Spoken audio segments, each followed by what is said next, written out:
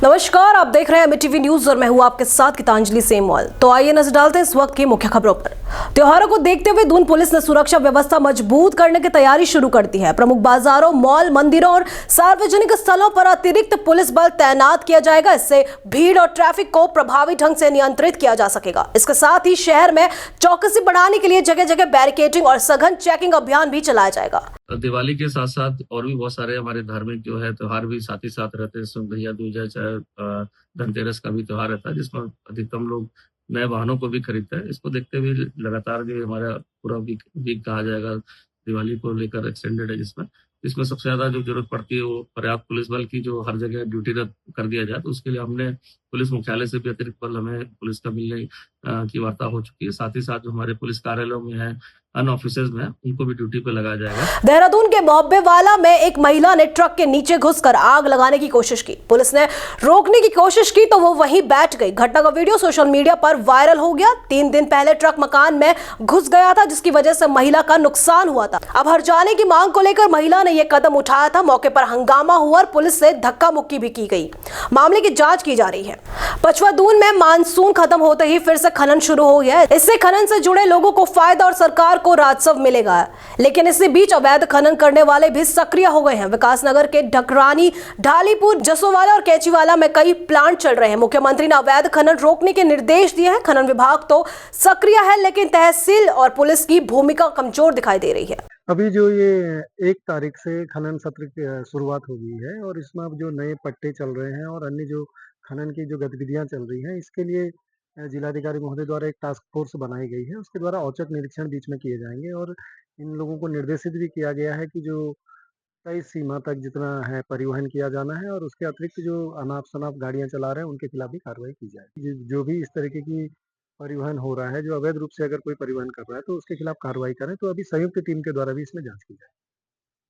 मुख्यमंत्री पुष्कर सिंह धामी की अध्यक्षता में कैबिनेट ने समान नागरिक संहिता में संशोधन को मंजूरी दे दी। अब नेपाल, भूटान और तिब्बत मूल के नागरिकों के विवाह रजिस्ट्रेशन में आधार कार्ड की जरूरत नहीं होगी।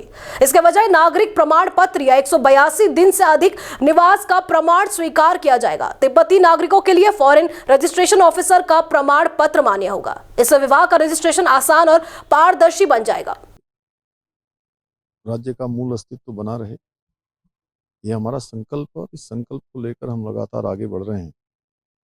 सभी जिलाधिकारियों को ये निर्देश दिए जा चुके हैं कि जहां भी फर्जी राशन कार्ड बनाए गए हैं, आधार कार्ड बने हैं, बिजली के कनेक्शन दिए गए हैं या अन्य प्रकार के जो भी कार्य विधि सम्मत नहीं हुए हैं या जो उसके लिए पूरी तरह से एलिजिबल नहीं थे, उनको ये सुविधाएं उपलब्ध कराई गई हैं। उनके खिलाफ भी कार्रवाई होगी। जो अधिकारियों ने या जिन लोगों ने भी अपने दायित्वों पर रहते हुए ऐसे गैर कानूनी कामों को आगे बढ़ाया है। देश भर में कफ सिरप से बच्चों की मौत के मामले के बाद उत्तराखंड में खराब क्वालिटी वाले कफ सिरप पर सीजर एक्शन शुरू कर दिए गए हैं। उत्तराखंड बाल आयोग की अध्यक्ष डॉक्टर गीता खन्ना ने बताया कि कई कफ सिरप में बच्चों के लिए खतरनाक सामग्री पाई जा रही है। ज्यादातर ऐसा 2 साल से छोटे बच्चों के लिए हो रहा है। उन्होंने माता पिता और डॉक्टरों से बच्चों की सुरक्षा के प्रति सतर्कता रहने की अपील की है। बच्चे ने, और खास तौर पे आजकल बस बच्चे ने 2 बार खांसा तो कफ सिरप चाहिए, चाहे वो थोड़ा अप फ्रंट है प्राइवेट डॉक्टर के पास जाए या वो सरकारी में। अगर डॉक्टर साहब ने कफ सिरप नहीं दिया तो फिर डॉक्टर साहब फेल हैं या माता पिता नाराज हो जाते हैं। इसलिए, और वायरल बहुत होने लगा है, प्रदूषण की वजह से खांसी का इंसिडेंस बढ़ गया है, कफ सिरप्स की सेल भी बढ़ गई है। डेक्स्ट्रामेथोर्फन छोटे बच्चों के लिए नहीं होता और पहले जो कफ सिरप्स छोटे बच्चों के लिए होते थे उनमें से ज़्यादातर फॉलकोडीन जैसे जो सब्सटेंस थे वो बैन पहले ही हो चुके हैं। अब कॉफ सिरप मिलने के नाम पे हमें जो सप्रेसेंट है, कॉफ सप्रेसेंट सिर्फ डेक्स्ट्रामेथोर्फन वाला है और वो 2 साल से कम के बच्चों को एक तो देना नहीं चाहिए, पहली बात। लेकिन जो जिनसे मौत हुई है, जो सैंपल फेल हुए हैं, उसमें जो प्रिजर्वेटिव था वो बहुत डेंजरस और टॉक्सिक था। रुड़की के पुराना कलियार से चोरी हुए 3 महीने के मासूम बच्चे को पुलिस ने 72 घंटे में सुरक्षित मां को वापस पहुंचा दिया है। पुलिस ने बच्चा चोरी और उसका व्यापार करने में शामिल 6 लोगों को गिरफ्तार किया है। घटना 3 दिन पहले की है, जब सोती मां की गोद से बच्चा चोरी किया गया था। आगे इसका सौदा 4,90,000 रुपए में हुआ था।